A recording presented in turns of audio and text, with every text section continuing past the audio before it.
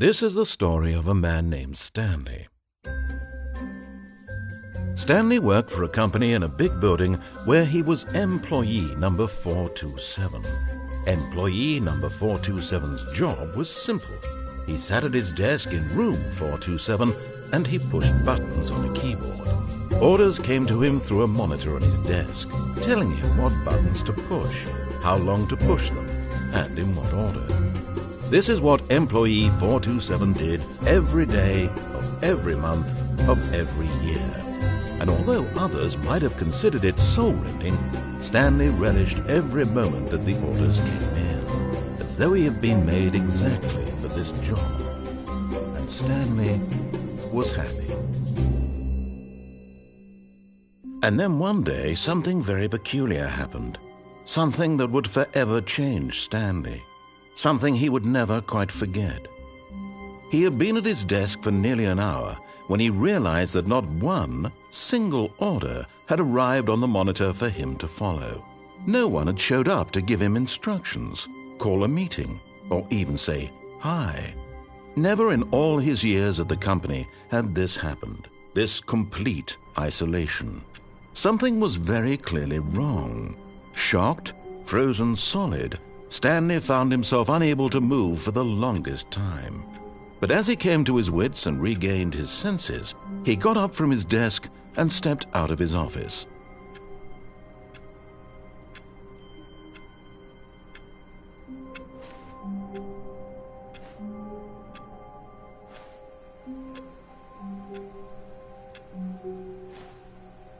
All of his co-workers were gone. What could it mean? Stanley decided to go to the meeting room. Perhaps he had simply missed a memo.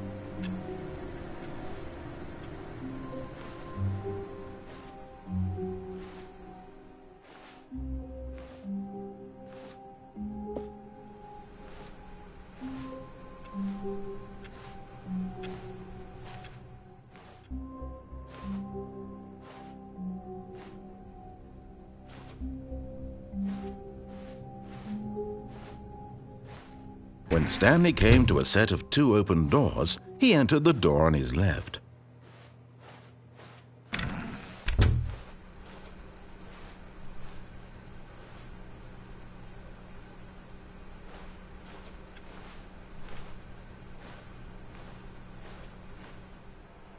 Yet there was not a single person here either.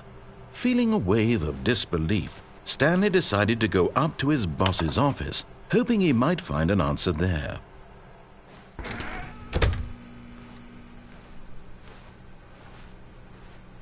Coming to a staircase, Stanley walked upstairs to his boss's office.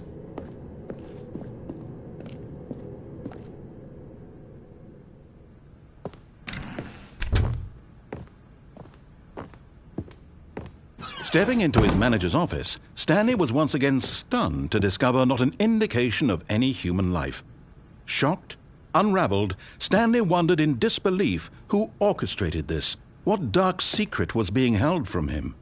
What he could not have known was that the keypad behind the boss's desk guarded the terrible truth that his boss had been keeping from him, and so the boss had assigned it an extra secret PIN number, 2845.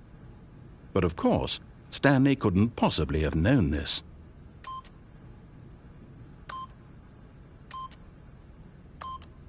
Yet incredibly, by simply pushing random buttons on the keypad, Stanley happened to input the correct code by sheer luck. Amazing! He stepped into the newly opened passageway.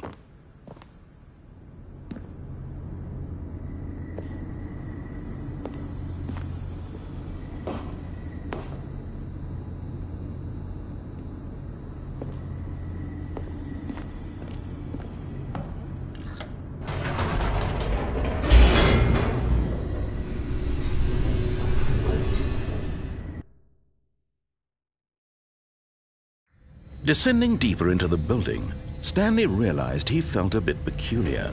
It was a stirring of emotion in his chest, as though he felt more free to think for himself, to question the nature of his job. Why did he feel this now, when for years it had never occurred to him? This question would not go unanswered for long.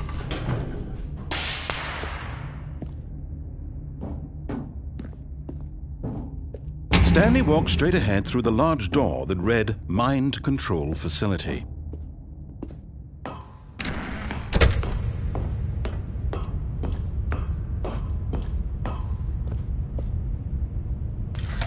The lights rose on an enormous room packed with television screens. What horrible secret did this place hold? Stanley thought to himself. Did he have the strength to find out?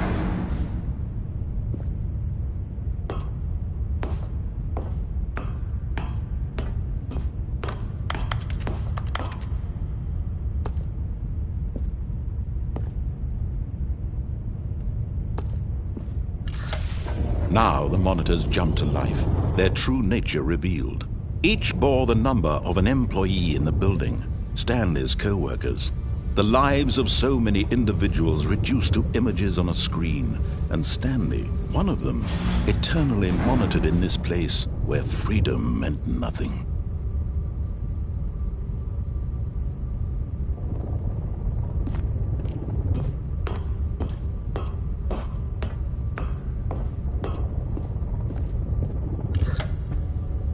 This mind control facility, it was too horrible to believe. It couldn't be true. Had Stanley really been under someone's control all this time? Was this the only reason he was happy with his boring job? That his emotions had been manipulated to accept it blindly?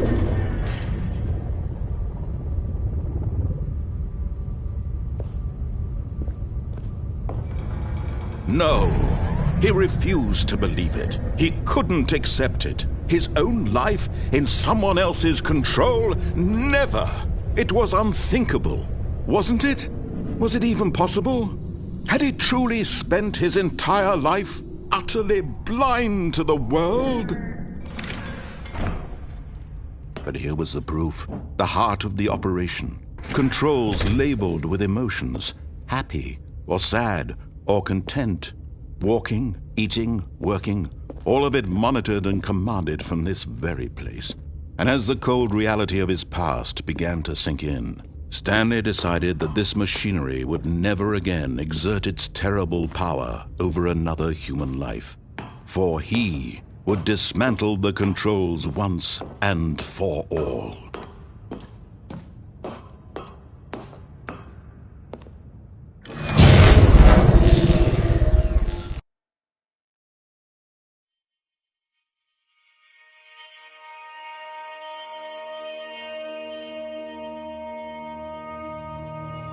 Blackness, and a rising chill of uncertainty. Was it over? Yes!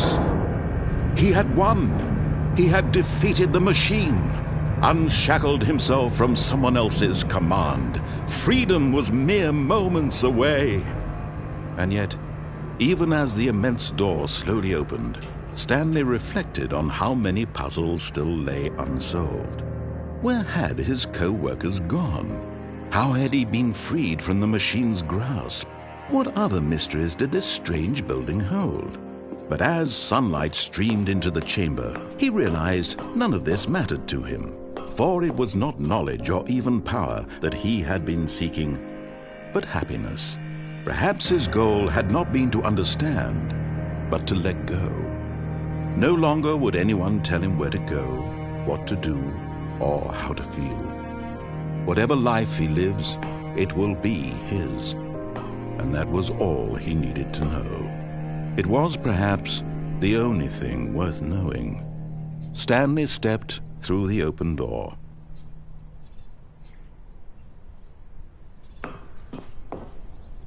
Stanley felt the cool breeze upon his skin, the feeling of liberation, the immense possibility of the new path before him. This was exactly the way, right now, that things were meant to happen. And Stanley was happy.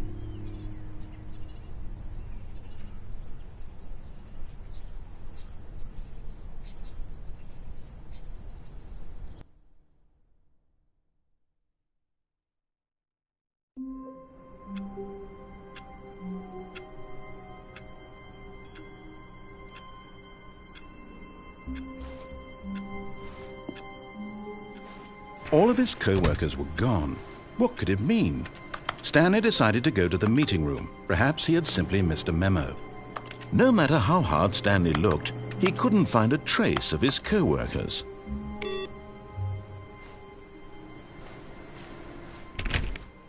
Stanley went around touching every little thing in the office, but it didn't make a single difference, nor did it advance the story in any way.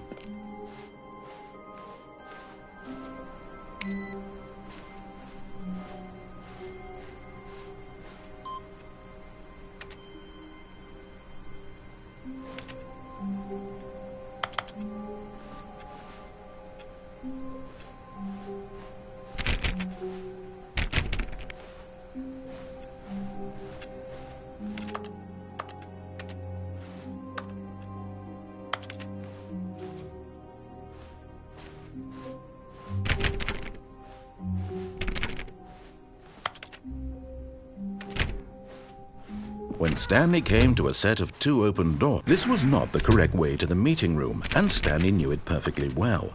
Perhaps he wanted to stop by the employee lounge first, just to admire it.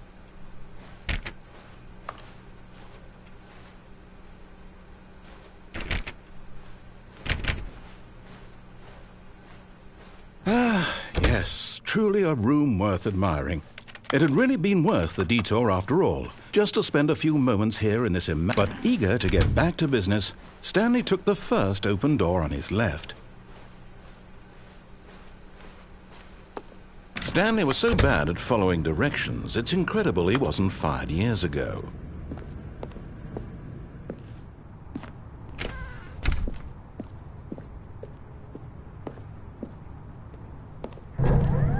Look, Stanley, I think perhaps we've gotten off on the wrong foot here. I'm not your enemy, really, I'm not.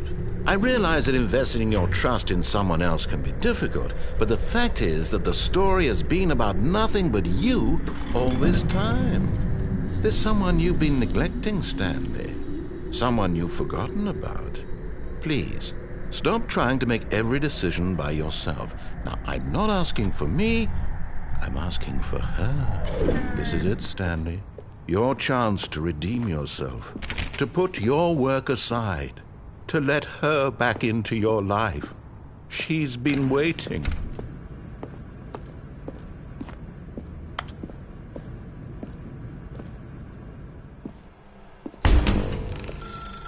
That's her, Stanley. You need to be the one to do this, to reach out to her.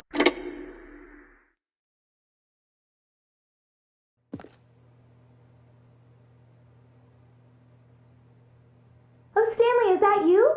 Hold on, sweetie. Sorry to keep you waiting. I'm just pulling the bread out of the oven. All right. Okay, there we go. All right, now, I want you to come in and tell me all about your day. Gotcha. Oh, come on. Did you actually think you had a loving wife who'd want to commit their life to you? I'm trying to make a point here, Stanley. I'm trying to get you to see something. Come inside. Let me show you what's really going on here. Sorry, but you're in my story now. This is a very sad story about the death of a man named Stanley.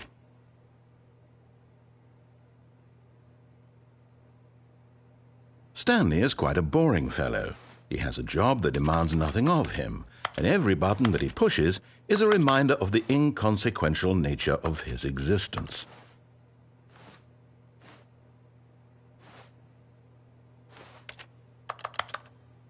Look at him there, pushing buttons, doing exactly what he's told to do. Now he's pushing a button. Now he's eating lunch. Now he's going home. Now he's coming back to work. One might even feel sorry for him, except that he's chosen this life. But in his mind, he can go on fantastic adventures. From behind his desk, Stanley dreamed of wild expeditions into the unknown, fantastic discoveries of new lands. It was wonderful.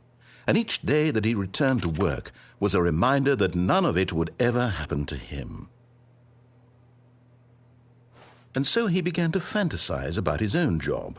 First, he imagined that one day while at work, he stepped up from his desk to realize that all of his co-workers, his boss, everyone in the building had suddenly vanished off the face of the earth.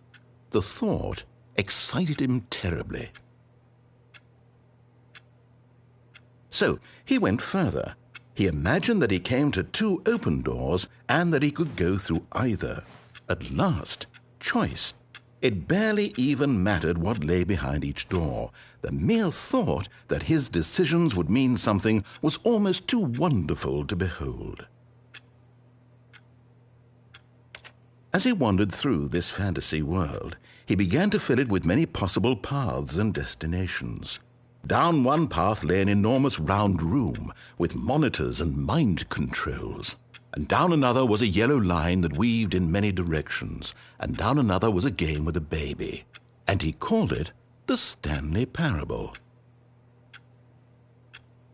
It was such a wonderful fantasy, and so in his head he relived it again, and then again, and again, over and over, wishing beyond hope that it would never end, that he might always feel this free.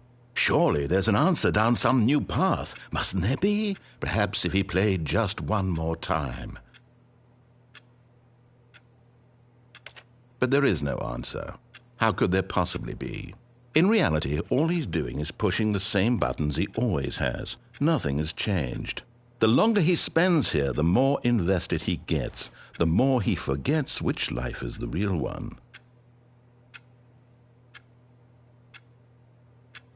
And I'm trying to tell him this, that in this world he can never be anything but an observer, that as long as he remains here, he's slowly killing himself. But he won't listen to me. He won't stop. Here, watch this. Stanley, the next time the screen asks you to push a button, do not do it.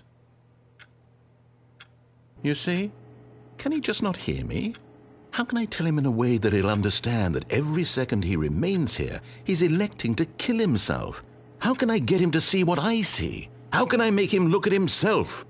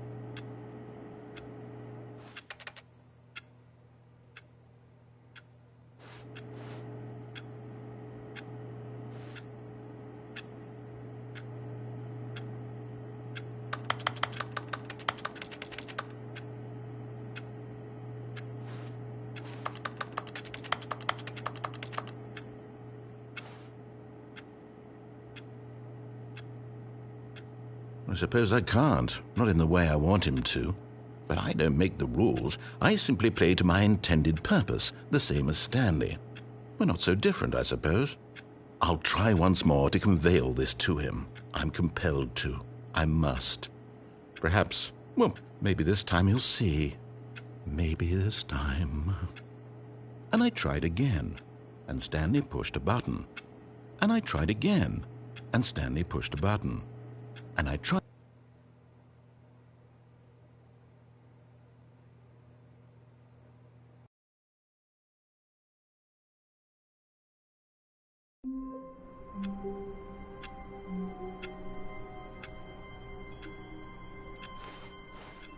All of his co-workers were gone. What could it mean? Stanley decided to go to the meeting room. Perhaps he had simply missed a memo. Oh, new content? What does that mean, new content?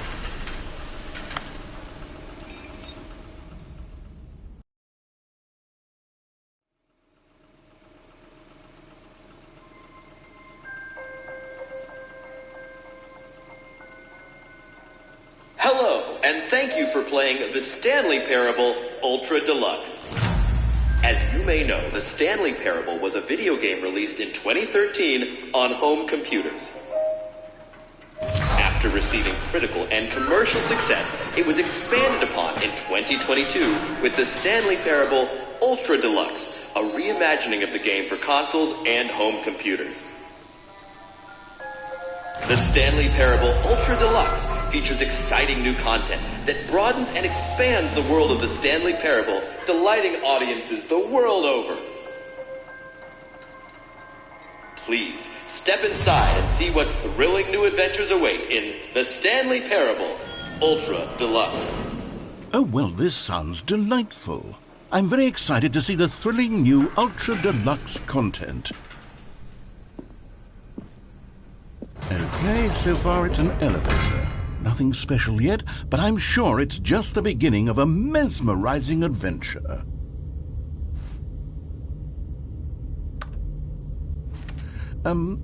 Is it broken? What's going on here? Should we be moving somewhere or... Oh, there we go. All right, finally, at long last, it's on to the new content. I've never been more ready. Let's do it.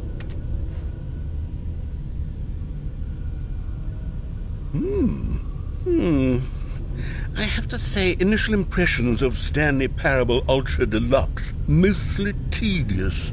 It's as if the... Oh, okay. Let's see the content. Give me the content, Stanley. All right, let's see. It's the jump circle.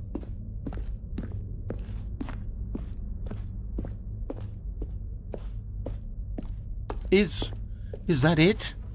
Surely that's not all the new content. There has to be something else, right? Goodness, another elevator. Stanley, I have to say, initial impressions of this game are not positive. It's just elevators and jumping.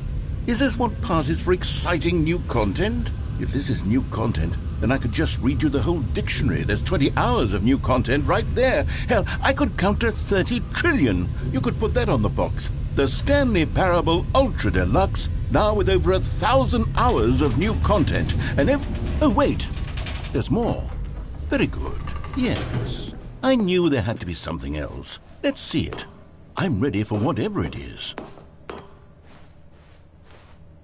That's it?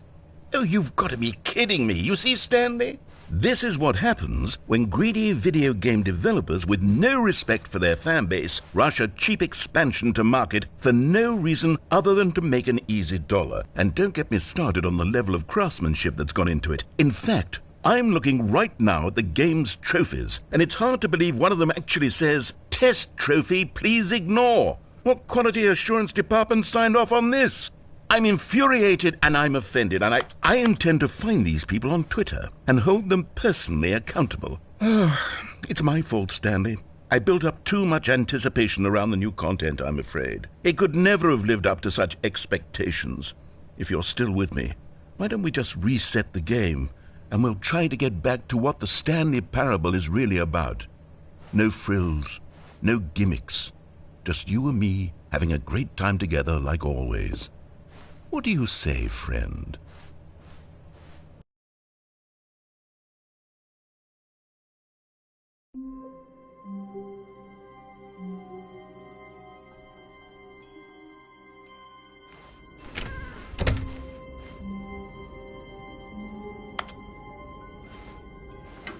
Psst! Stanley! Come over here! In the vent! I want to show you something!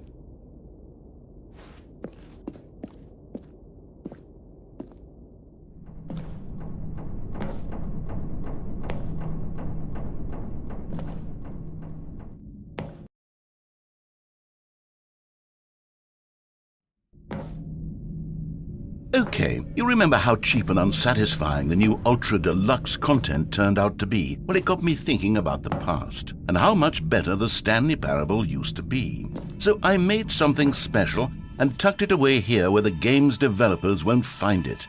Just our little secret. Take a look. I call it the Memory Zone. It's where I've been storing all my favorite memories so I can relive the peak experiences of my life whenever I want. Experiences like the launch of the Stanley Parable on PC.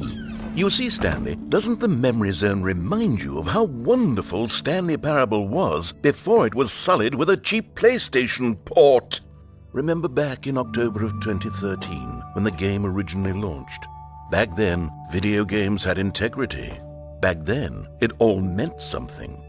Oh, the waste.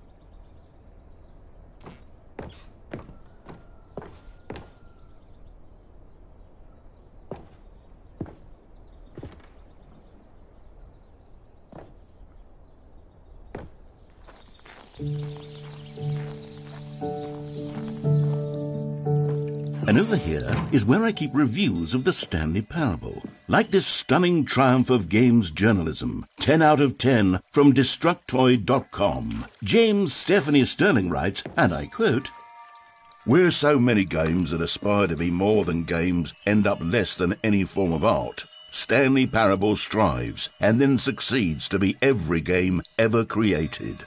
Did you hear that, Stanley? Every game ever created. That's how grand and all-encompassing the original Stanley Parable was. It was literally every game ever created. It was Skyrim, it was Persona 3, it was all of them, and now it's nothing. It's no games at all. It isn't even the Stanley Parable anymore. It's just a husk now. A lifeless husk with an hour of new elevator content.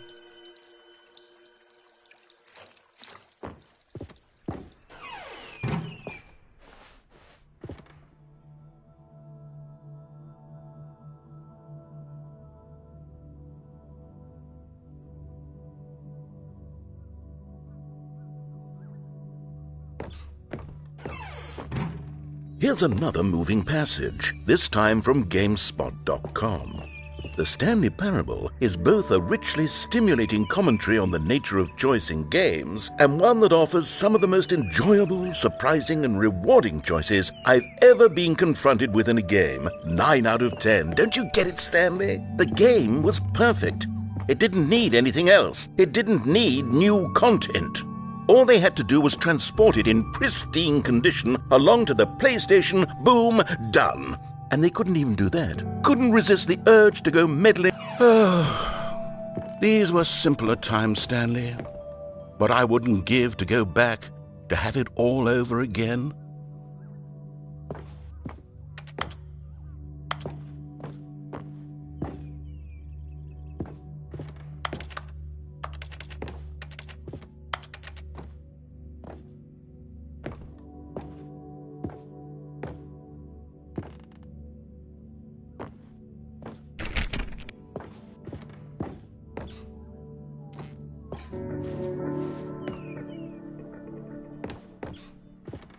Wait, hang on. I don't recall this part of the memory zone before. What's this? What's down here? Oh no, oh God, no, Stanley. It's a collection of reviews from Pressurized Gas, the extremely popular online storefront for computer games. I haven't looked at these in years. I can't even imagine what's been collecting down here. Surely these reviews were glowing as well, weren't they? Honestly, I could not be bothered to play this game to full completion. The narrator is obnoxious and unfunny, with his humor and dialogue proving to be more irritating than entertaining. Unfunny? I'm not trying to be funny. I'm trying to make a serious work of art. I suppose I could write up a handful of gags to insert into the Stanley Parable, but the game is already such a densely layered web of profound philosophical insights that I can't even imagine where I'd have the room to stick them.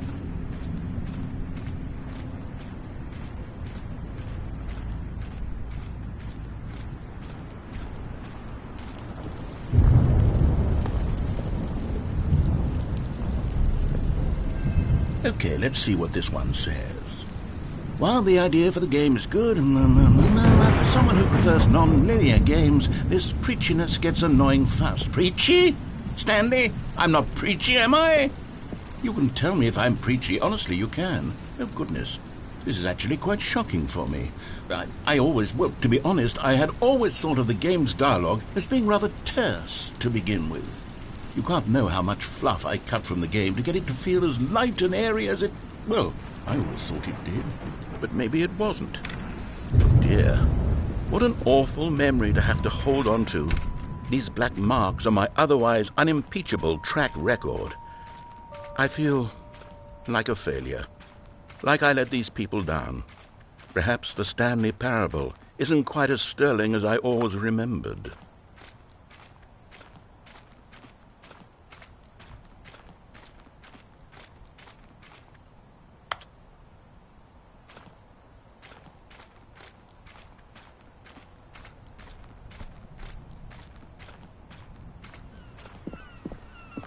What's this one got to say?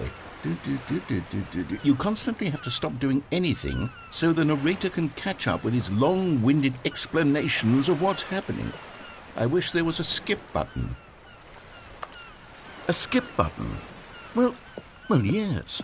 Yes, I think we can do that. If I'm truly too preachy, then maybe letting you skip ahead for just a moment, surely it couldn't hurt. Not if it means we can strike these negative reviews from the record. Only positive reviews of the Stanley Parable. That's my motto today, and it's always been my motto. I'd do anything for the customer, Stanley. Yes, a skip button we shall have. And here it is. Go ahead and give it a shot. I'll pop you for... Oh, you're back, you see. You were only frozen in time for a few minutes, but it was plenty of time for me to deliver a long, rambling monologue full of unnecessary verbal flourishes and lengthy ruminations on the nature of choice in video games. Of course, I happen to believe it was perhaps one of my more profound such ruminations. Well there, sport. You really did catch me rambling on a bit, didn't you? But that's the power of the button. The minute I start to go off on a thoughtless display of self-absorption... Okay, welcome back, Stanley. Now, I should say that the amount of time the button has been skipping through is becoming longer and longer. That last one was, well, I want to say maybe 30, 45 minutes. Stanley, please don't push the button again. It's been 12 hours. You've just been frozen there.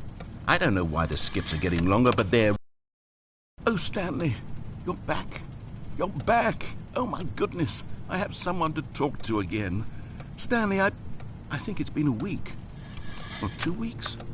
I've been sitting here all that time. Just sitting here. Not a single person to speak with. And you'd think that that's just how it's always been, right? Me talking and you saying nothing. Would you think that it's exactly the same as always? Oh, hello, it's you. You're here again. Welcome. I have had time to think about you and about us and about everything we've been through. I've had so much time. I stopped keeping track after a year. Have you ever sat down in one place and not moved for one entire year? Let me describe it for you. To begin with, there is only regret. There is only the turning wheel of...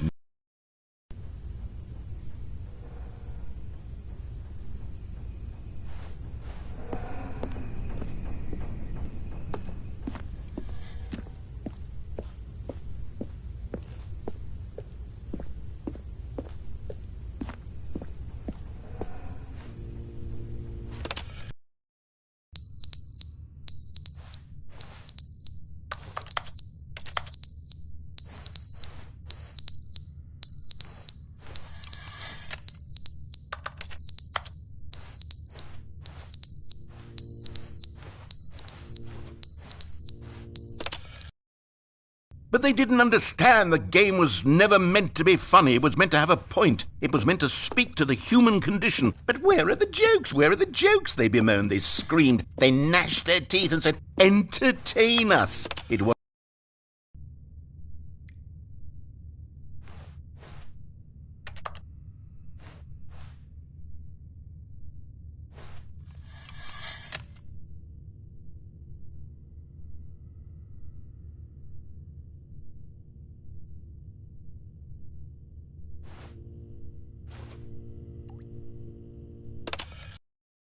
The end is never the end, is never the end, is never the end, is never the end, is never the end, is never the end, is never the end, is never the end, is never the end, is never the end, is never the...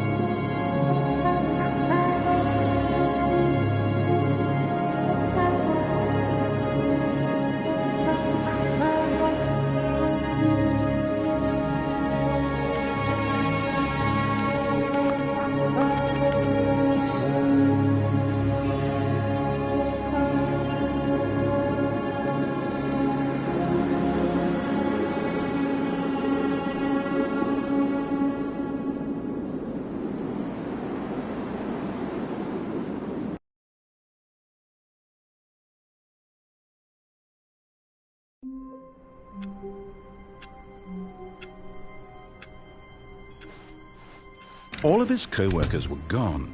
What could it mean? Stanley decided to go to the meeting room. Perhaps he had simply missed a memo.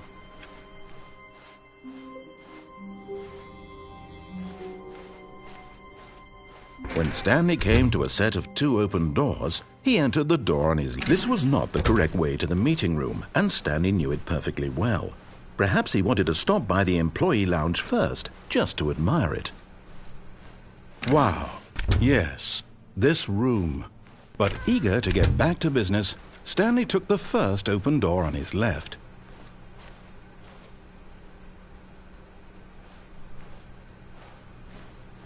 And so he detoured through the maintenance section, walked straight ahead to the opposite door, and got back on track.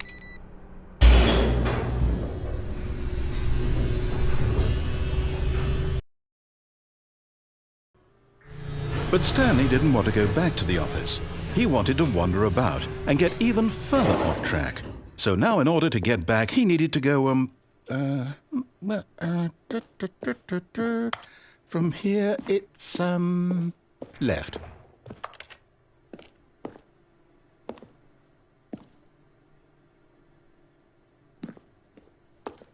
Oh, no, it's to the right, my mistake. No, not the right. Why would I have ever said it was to the right? What was I thinking? It's clearly... Oh dear, would you hold on for a minute, please? Now, let's see. We went down right, left, down, left, right. Yep. Okay, yes. I've got it now. This story is absolutely, definitely this way.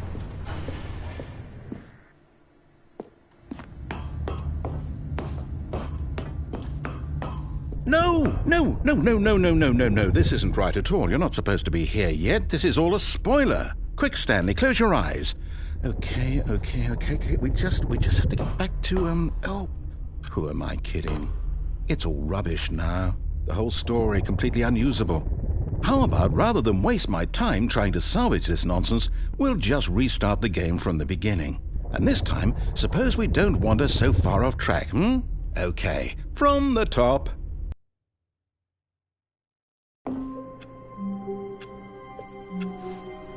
All of his co-workers were gone. What could it mean? Stanley decided to go to the meeting room. Perhaps he had simply missed a memo.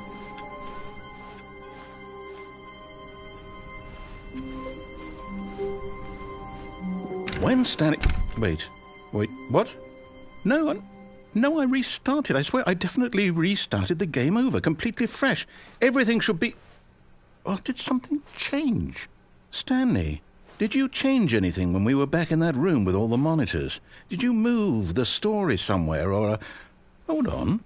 Why am I asking you? I'm the one who wrote the story. It was right here just a minute ago. I know for sure that it's here somewhere. Okay, then. It's an adventure.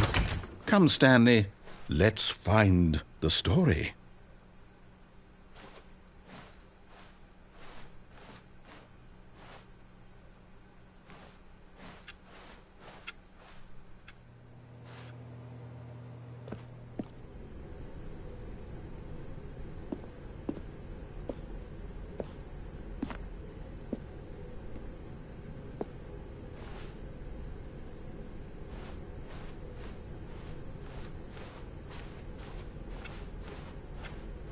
I'll say it.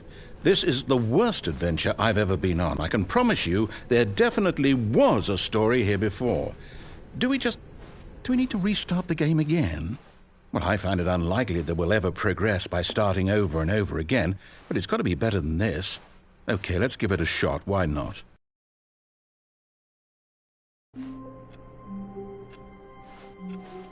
All of his co-workers were gone.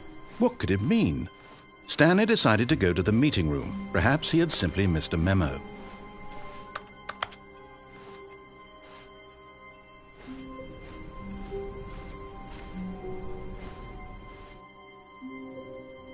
Okay, yep, it's worse. I might be remembering this wrong. It's possible the story is back where we just came from. Why don't we go back the other direction and see if we missed anything?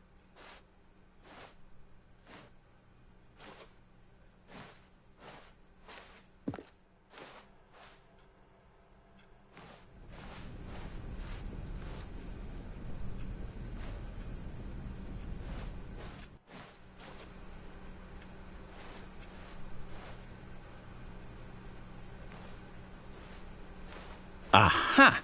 I knew we'd miss something. The story. Here it comes. No, wait. Never mind. Not the story. Okay, let's head back the other way and retrace our steps.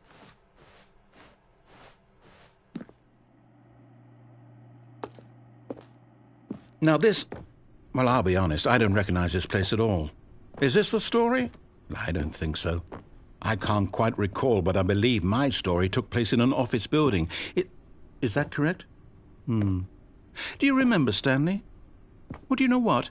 Since I've completely forgotten what we were supposed to be doing, how about this? You win! Congratulations! I know you put in a lot of hard work, and it really paid off, so good job. Oh, no. No, I don't feel right about this at all. We both know you didn't put in any actual work for that win. Some people win fair and square, and this was not one of those situations. Okay, I'm getting weirded out by whatever this place is. I don't care what might happen this time. I have to restart.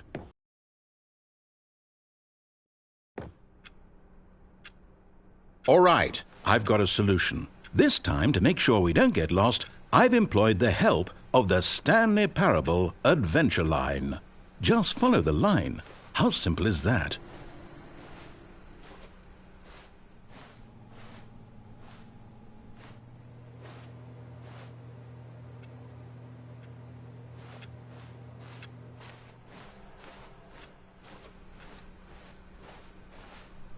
No, I'm down. We're leaving it up to the line from now on.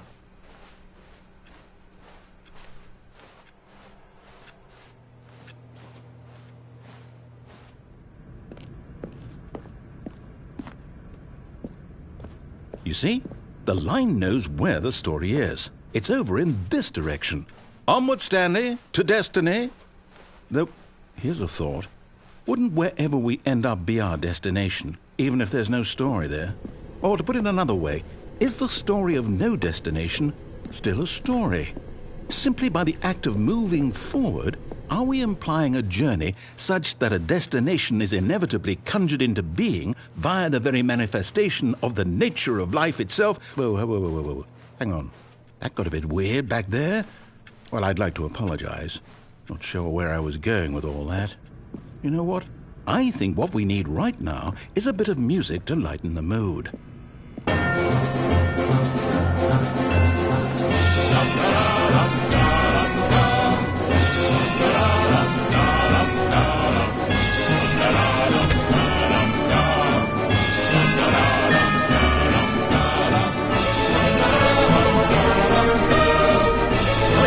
Cut the music, go back and look at that fern. Wait, what? We're back at the office? No. Line, you do know we're looking for the Stanley Parable, right? The story? Is any of this ringing a bell?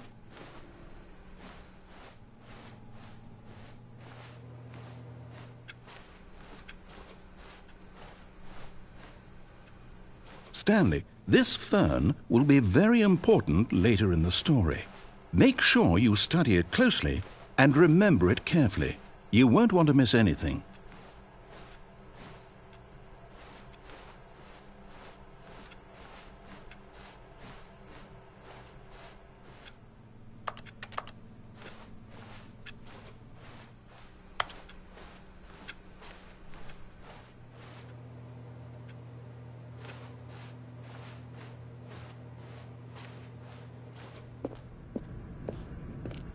Oh, no, not again, Line. How could you have done this to us? And after we trusted you, after everything we've been through, you...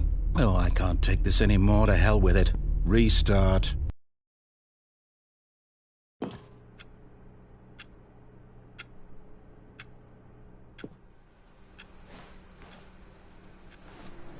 You know what, Stanley? I say forget the adventure line. What's it ever done for us? We're intelligent people, right? Why can't we make up our own story? Something exciting, daring, mysterious. Ooh, this all sounds perfectly doable. Why don't we simply start wandering in, well, I don't know. How about this direction?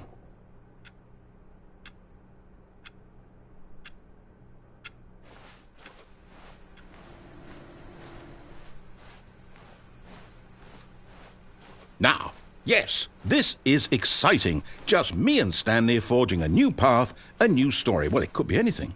What do you want our story to be? Go wild. Use your imagination. Whatever it might be, Stanley, I'm ready for it.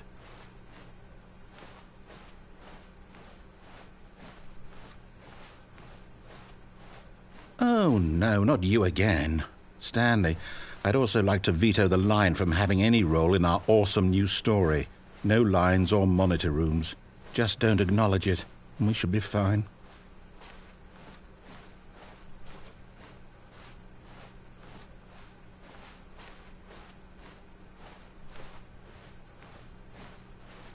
Ah, a choice. We get to make a decision. From here, the story is in our control. How important we mustn't squander the opportunity. In fact, I believe I need a minute to think here. Just walk in circles for a minute. Okay, So I know that each door has to lead somewhere, which means that somewhere at the place where we're trying to go, there must be a reverse door that leads here. And that in turn means that our destination corresponds with the counter-inverted reverse door's origin. So starting from the right, let us ask, will taking the right door lead us to where we're going? And since the answer is clearly yes, then by all accounts, the door on the right is the correct one. Another victory for logic. Come, Stanley, our destiny awaits.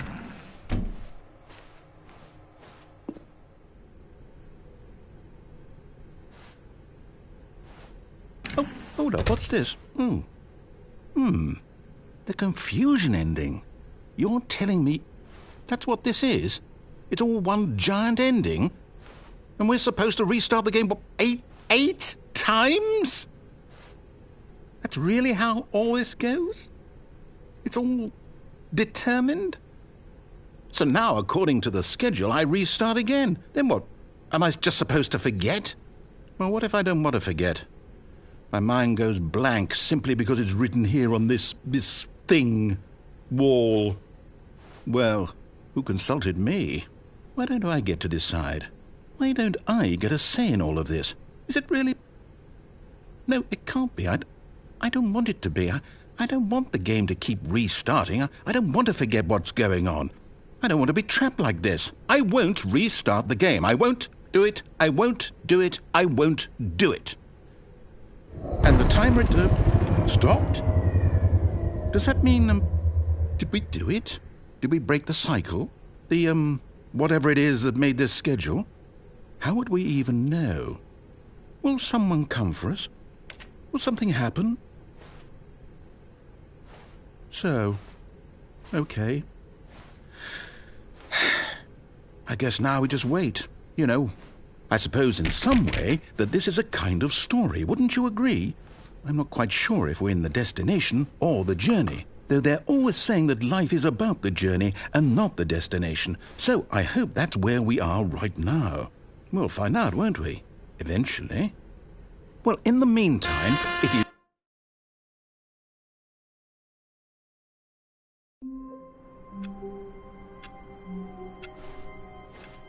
All of his co-workers were gone. What could it mean? Stanley decided to go to the meeting room. Perhaps he had simply missed a memo. Oh, good. You noticed my sign. Yes, I have something very exciting to show you.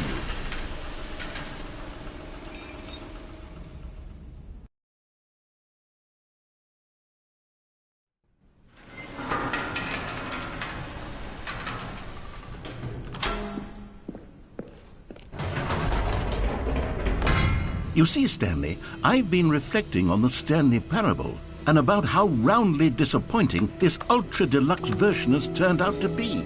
The original Stanley Parable was a landmark, and any new content for it should live up to that legacy. So forget this ultra-deluxe nonsense. I say we take it one step even further. Which is why I'm very proud to announce for the first time ever, the Stanley Parable 2.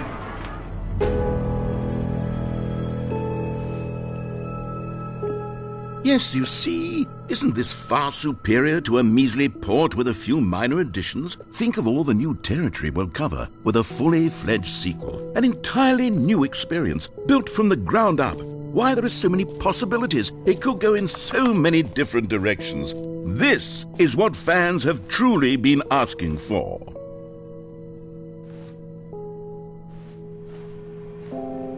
Calling it the Stanley Parable 2 is just so much catchier than Ultra Deluxe, don't you think?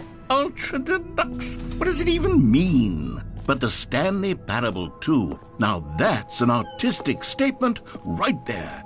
It's future-oriented. It screams progress and innovation and long-term franchising potential.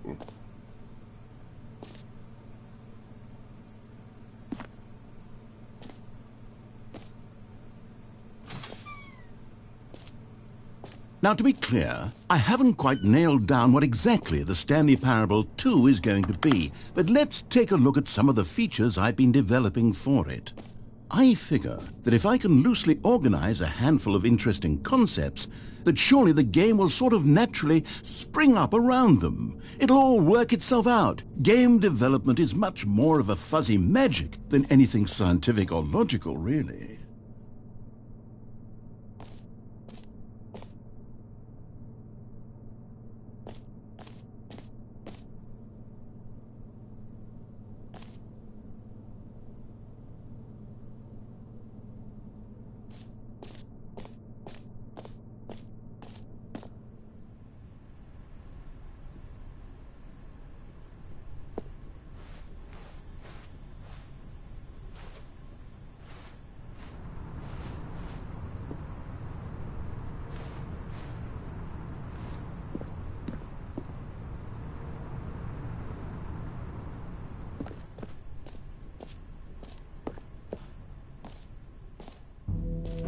Here we are. Go on, try out some of the new features.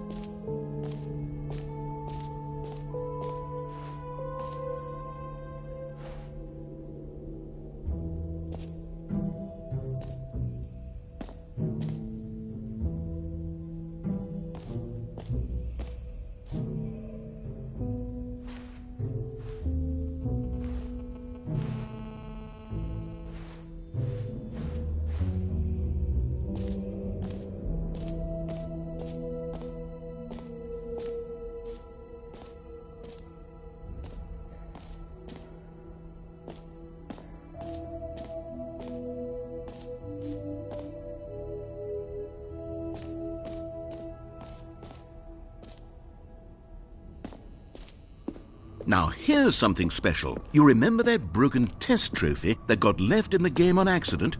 Well, I'm developing a technology to simply give you the trophy. Yes. You see, you'll come to this lever, and when you pull it, the trophy will be... Okay, perhaps I should have clarified. This is technology that will exist. Right now, the trophy is still fully broken. I'm not a wizard, Stanley. But I guarantee it will be fixed in the sequel to at last satisfy the hordes of ravenous fans all over the world who have been uproariously demanding this feature. Gamers, we hear you, and I promise it will happen.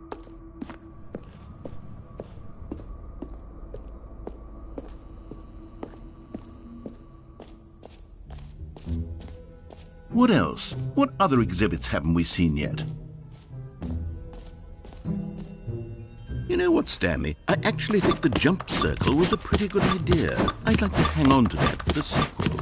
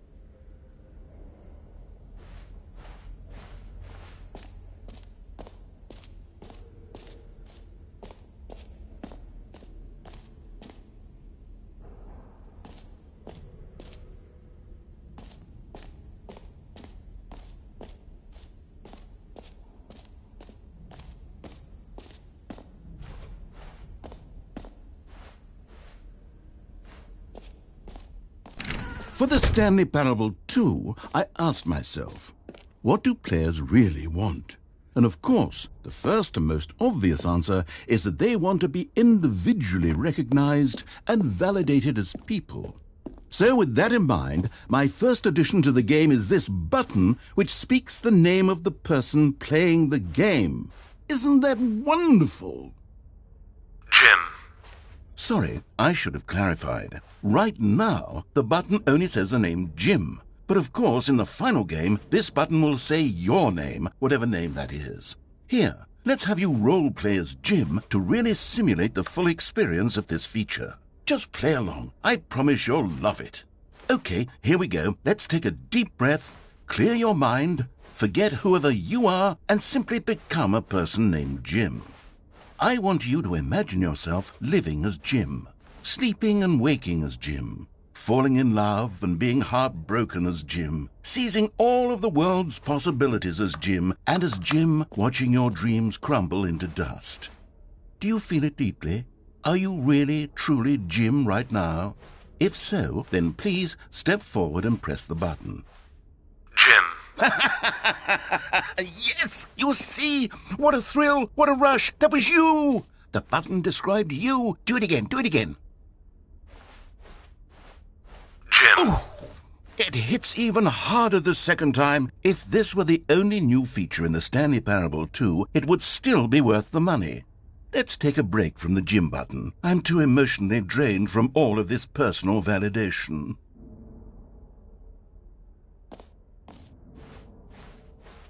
Jim. Whoa there, cowboy. Sometimes a person can be too much Jim. I'm putting the Jim button away. Otherwise, soon you'll start to lose all sense of who you actually are.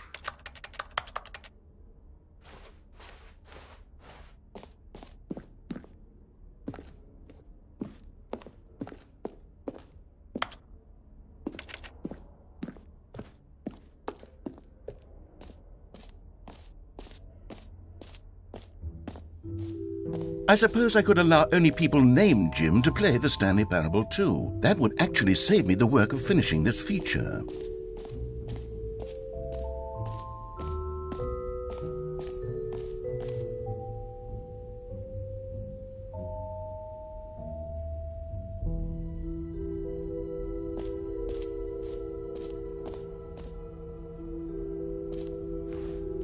Okay, I'll be honest, I haven't yet decided on this one.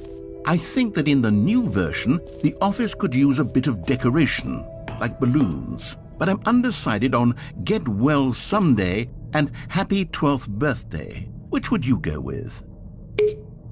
You know, sometimes when you solicit another person's opinion, it makes you realize that you knew which one you actually really wanted all along. Happy 12th birthday, step-niece, it is.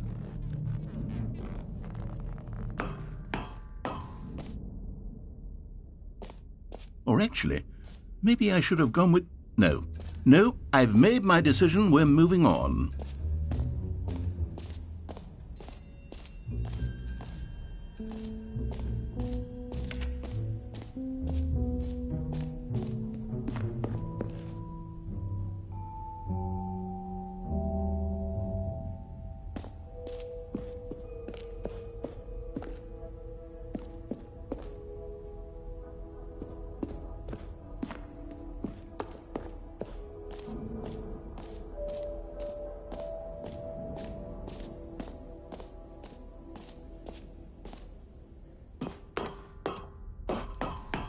An epilogue would be fun, wouldn't it, Stanley? Yes, it would go at the end of the, well, we'll figure that out later.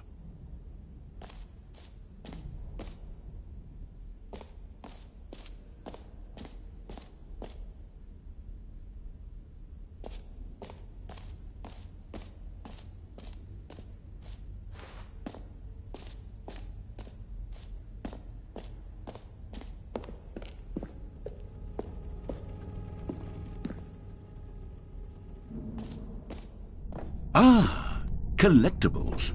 Now it's a real video game. In the Stanley Parable 2, you'll run around gathering up these miniature Stanley figurines. And what's truly innovative is that there will be no reward for collecting all of them. I don't want to stifle the intrinsic joy of watching a number go up. You simply collect all of them, and then you move the hell on with your unremarkable life.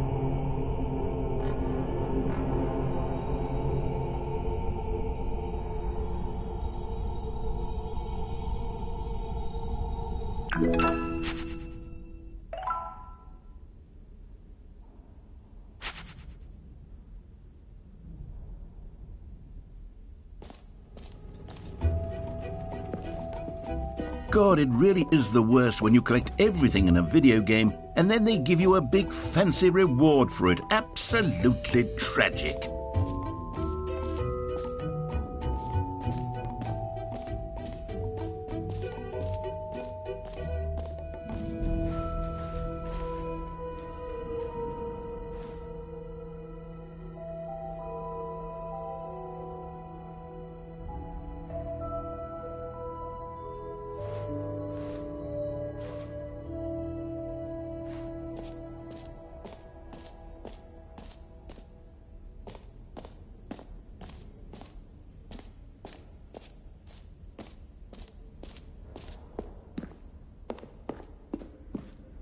A common complaint of the Stanley Parable was that it was confusing and paradoxical, that it engendered a chaotic sense of reckless despair in those who played it.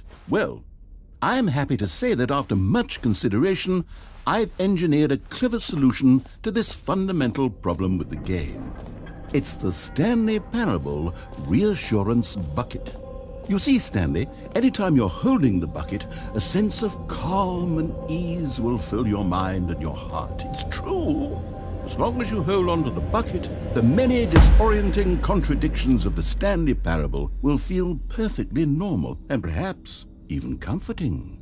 You may even come to long for the gentle embrace of jarring cognitive dissonance while the bucket is in your arms. And to be honest, it's a much more convenient solution for me than actually redesigning the game to be less uncomfortable. Can you imagine what a pain in the ass that would be? Yes, the bucket is the perfect solution. Come on, give it a try.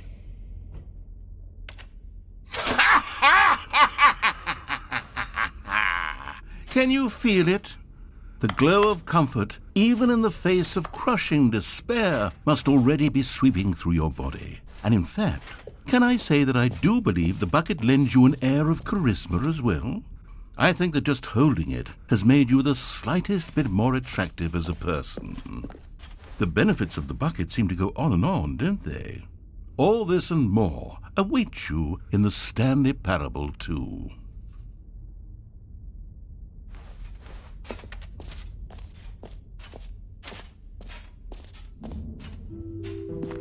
Does anyone give out awards for most enjoyable bucket in a video game? That really should be an award if it isn't already.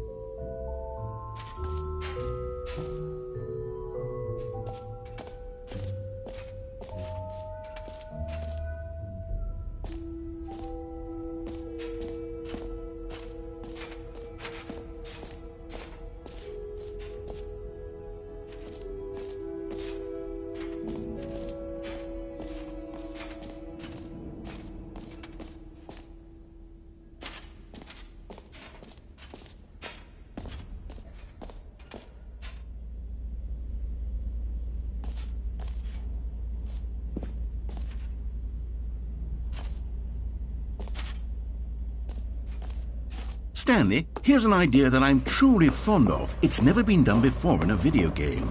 This is, in fact, a hole that you can fall down forever. That's right. Infinite falling. You can fall until the end of time, if you like. A stunning leap forward for video games as a medium. You see, isn't it wonderful? One of my more ingenious concoctions, if I do say so. Now then, since you've gotten to see the infinite hole, you can press the teleport button to pop back up to the top, and we can continue onward. Now, I don't mean to be a bummer, but I do recommend you use the teleport button to go back to the top. Maybe do it on the sooner rather than later spectrum of things.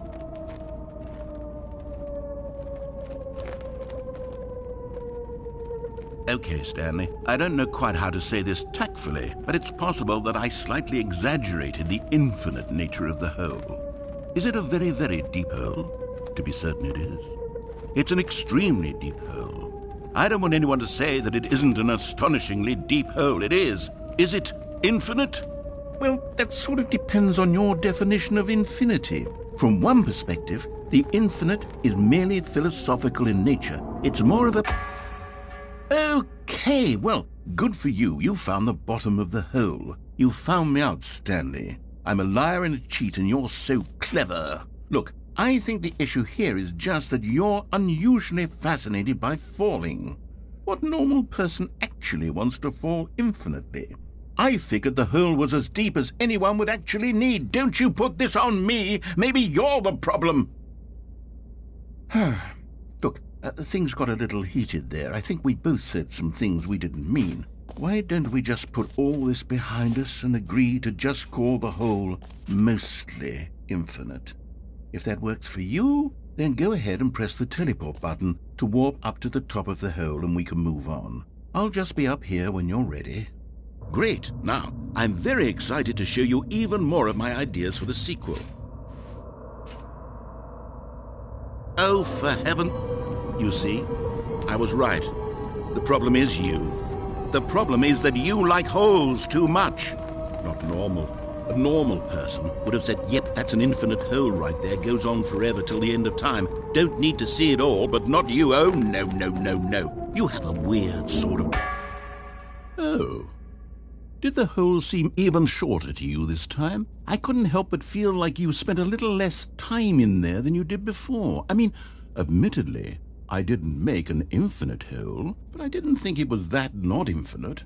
Well, I suppose once again there's nothing to do here. If you decide you've had enough of the hole, you can hit the teleport button and come join me up above.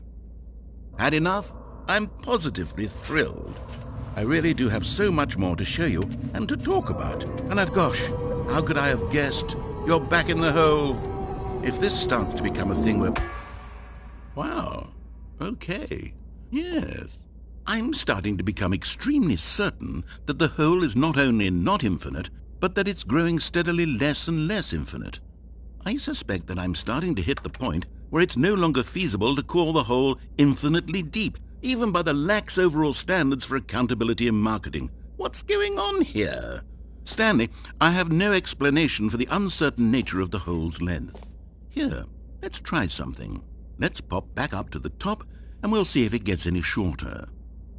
Well, there it is. How is this still appealing to you? I know you're obsessed with holes, but at this depth, I just can't see this scratching the itch. Oh, who am I to judge? You just do whatever it is you're here to do and hit the teleport button when you're ready to move on.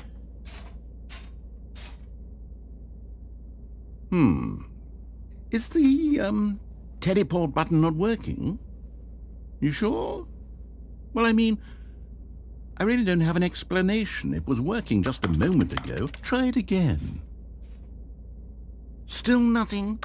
Well, I suppose there is one thing I can do to fix this. I'm out. Goodbye, Stanley. You couldn't bear to be away from the hole, and now you'll get more time with it than you could ever have asked for. It's a win for everyone. You get to be with the hole, I get to do literally anything else. Take care, Stanley.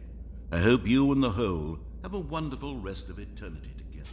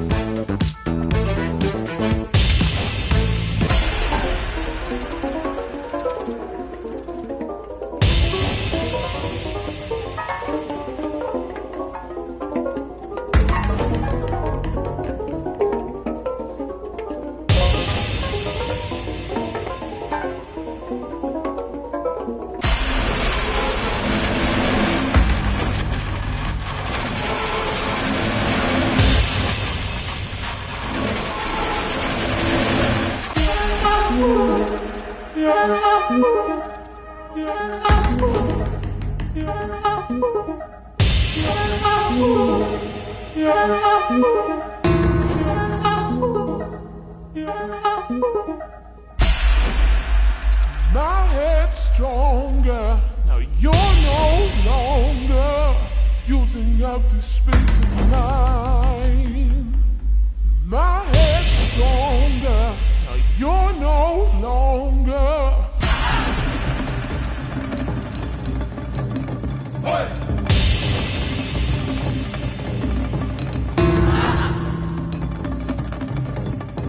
Stanley? Stanley! Stanley! Oh, good, you're awake. It seems you had sort of dozed off there, drifting away into dreamland. But we can't have that, Stanley, because this hole is just so darn fascinating that I want you to be wide awake for every second of it. You don't want to miss a single moment. So how about if I just pop in from time to time and wake you up to keep you really, truly focused on the hole? From the looks of things, you and I will have many, many years here in this hole, and I'm looking forward to all of them. Stay alert, Stanley. I'll be back. Toodlepip.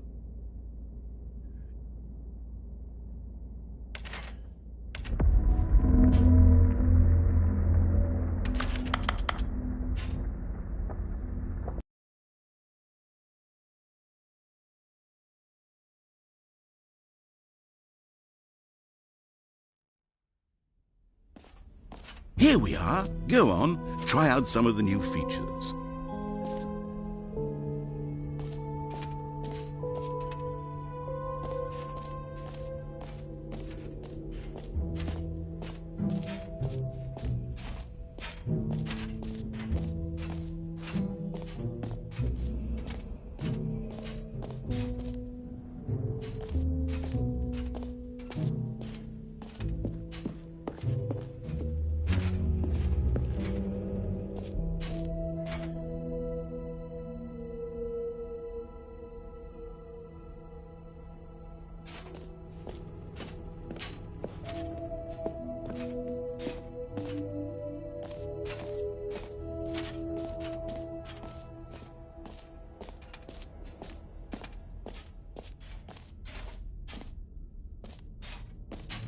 Come now, you've already made your choice. It's true that you chose badly, but we all have to move on from our mistakes.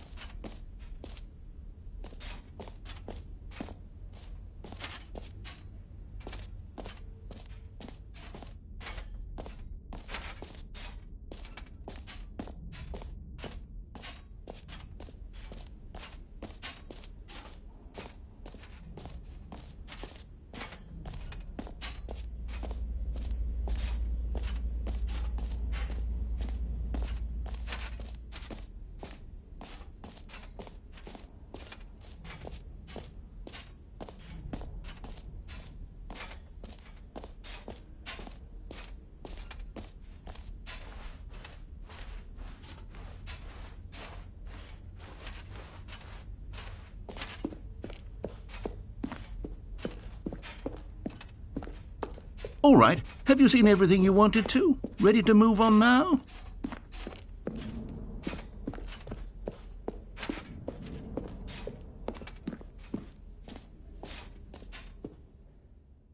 So, Stanley, what do you think?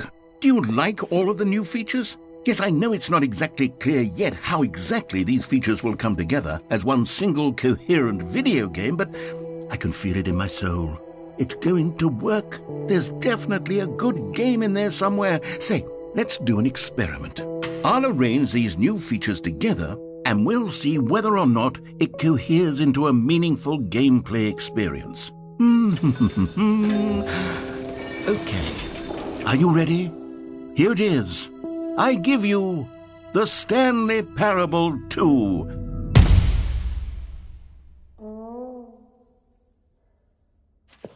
I mean, there's potential here, right? It's sort of... Okay, never mind. Hold on, let me do a different arrangement. Okay, yes, this is much better. I feel good about this. Here we go, version 2. Who am I kidding, Stanley? This isn't a coherent video game at all. It's a lot of gags. And I do very much enjoy creating gags, but they don't add up to anything. I wanted more than anything to create a sequel that would capture all the magic of the first game. I wanted fans to love it. No matter how good these gags are, they won't stand on their own. They would need the structure and the gameplay of the original. Wait, maybe that's it. I can take the original Stanley Parable and simply, well, insert a few of my new features into it. Tastefully, of course. With respect. With care for the vision and integrity of the original game. Would it possibly work? I suppose it could. But it would need a really, really tremendous title screen.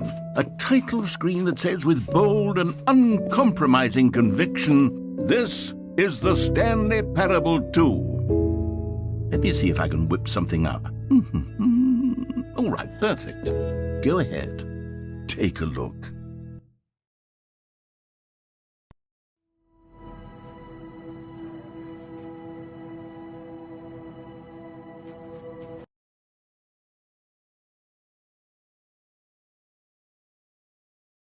This is the story of a man named Stanley.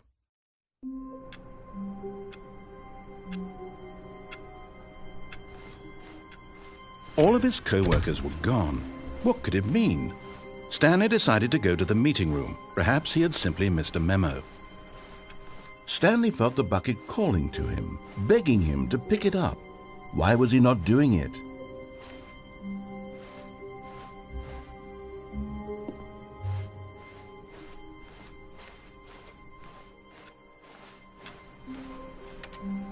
Stanley picked up the bucket.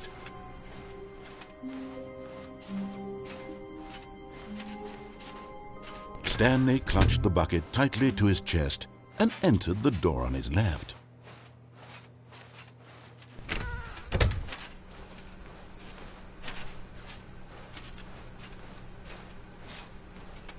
Still no one was here. Stanley needed the bucket's warmth and comfort now more than ever.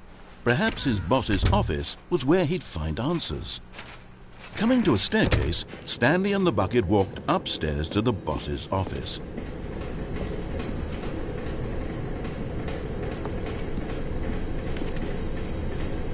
You found one of them. One of the miniature Stanley figurines. Remember, no reward for collecting all of these, only the intrinsic pleasure of a job well done. You can't buy that sort of happiness, Stanley. God knows I've tried. So, I implore you to savor each and every moment you come across one of these beautiful figurines.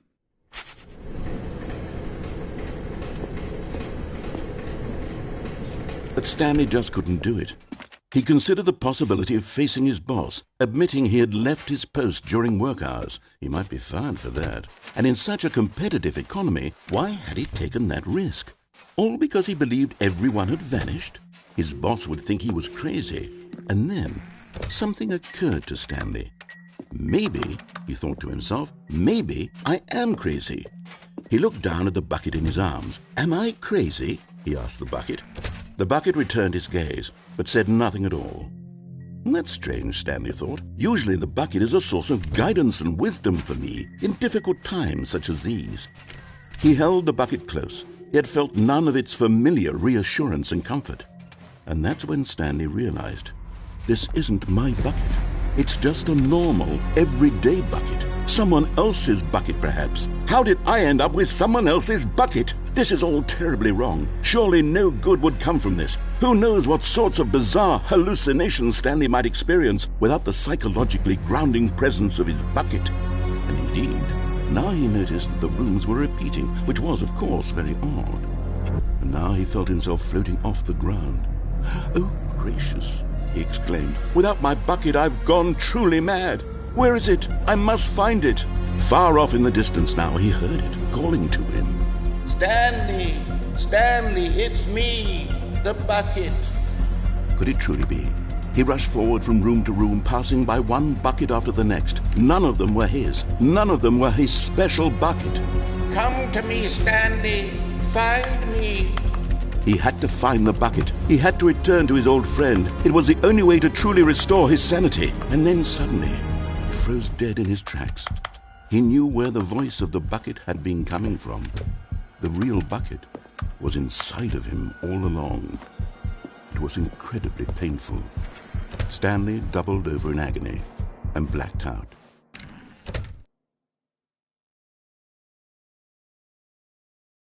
This is the story of a woman named Mariella. Mariella woke up on a day like any other. She arose, got dressed, picked up her bucket of comfort and security, and walked to her place of work. But on this particular day, her walk was interrupted by the body of a man who had stumbled through town, talking and screaming to himself, and then collapsed dead on the sidewalk. Right away, she knew what the problem was. This man had no bucket. Of course he'd gone mad, ranting and raving about a narrator describing all of his actions and how everything is predetermined and free will is an illusion and it's all just a video game. It could all have been prevented if only he'd taken his bucket with him.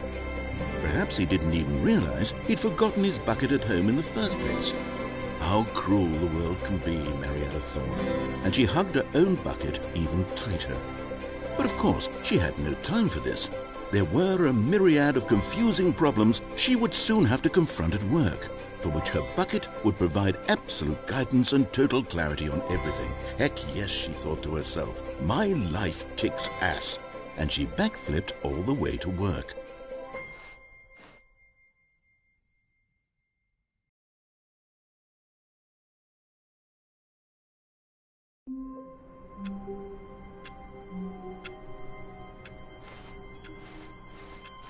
All of his co-workers were gone. What could it mean? Stanley decided to go to the meeting room. Perhaps he had simply missed a memo.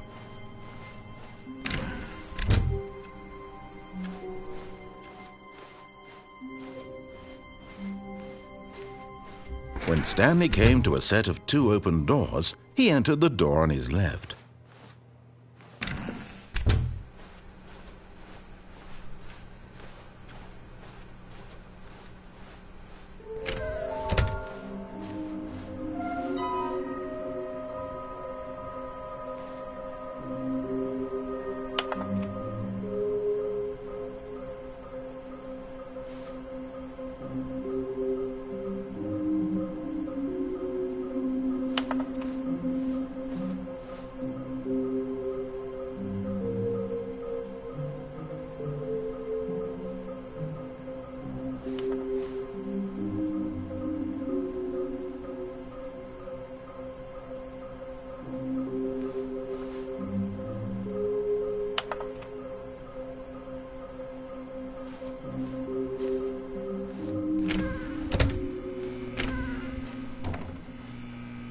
Stanley stepped into the broom closet, but there was nothing here, so he turned around and got back on track.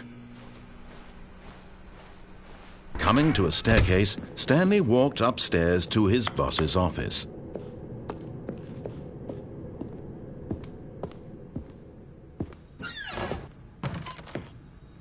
Another miniature Stanley figurine. This, there really must be a snappier name for these things. What about mini-stands? Stanley figs. What about Stanlerines? Yes, I think I like that. Another Stanlerine under your belt.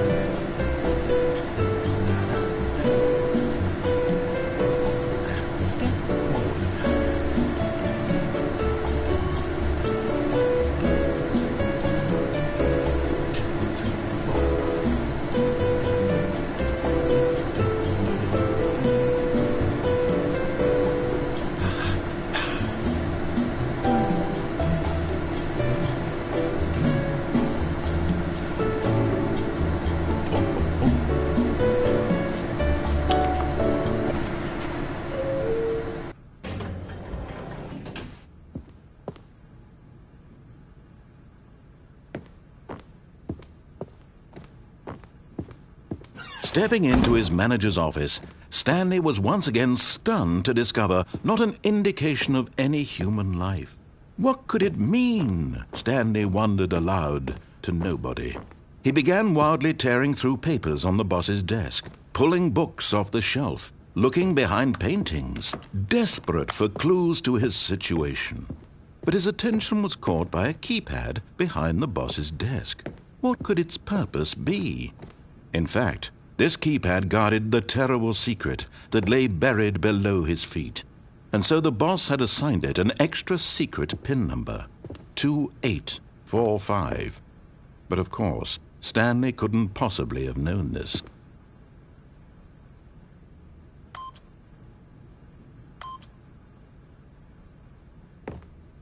Stanley just sat around twiddling his thumbs.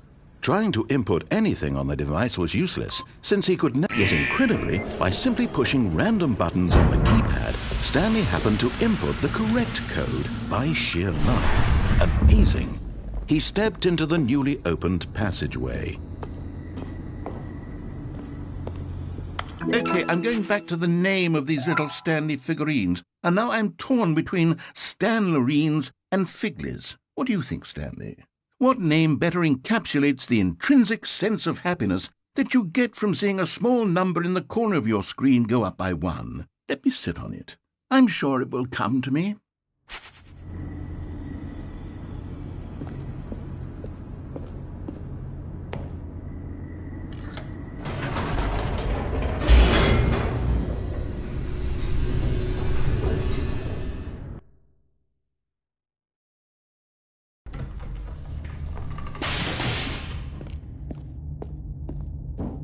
Stanley walked straight ahead through the large door that read Mind Control Facility.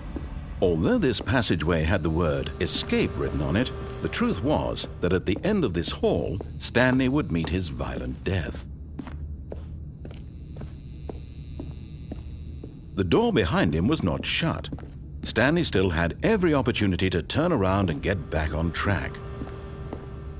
At this point, Stanley was making a conscious, concerted effort to walk forward and willingly confront his death.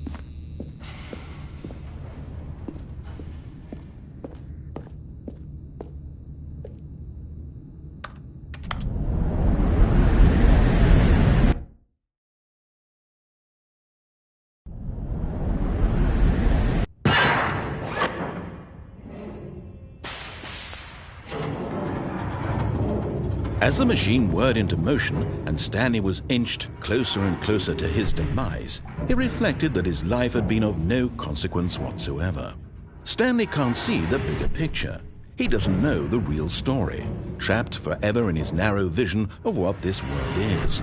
Perhaps his death was of no great loss, like plucking the eyeballs from a blind man. And so he resigned and willingly accepted this violent end to his brief and shallow life. Farewell, Stanley.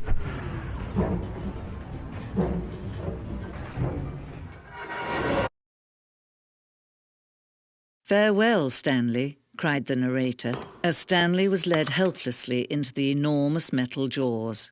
In a single visceral instant, Stanley was obliterated as the machine crushed every bone in his body, killing him instantly.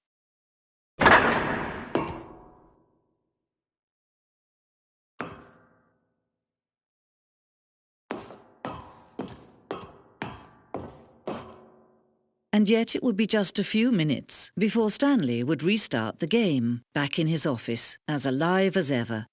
What exactly did the narrator think he was going to accomplish?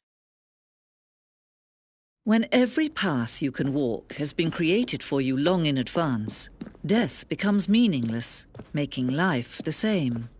Do you see now? Do you see that Stanley was already dead from the moment he hit start?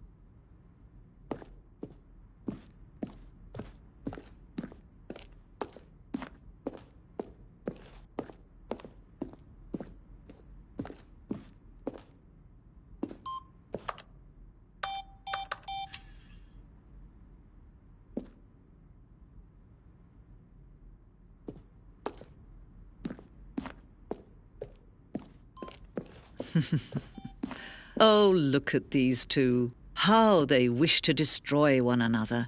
How they wish to control one another. How they both wish to be free. Can you see? Can you see how much they need one another? No, perhaps not. Sometimes these things cannot be seen. But listen to me. You can still save these two. You can stop the program before they both fail. Turn off your PlayStation. There's no other way to beat this game.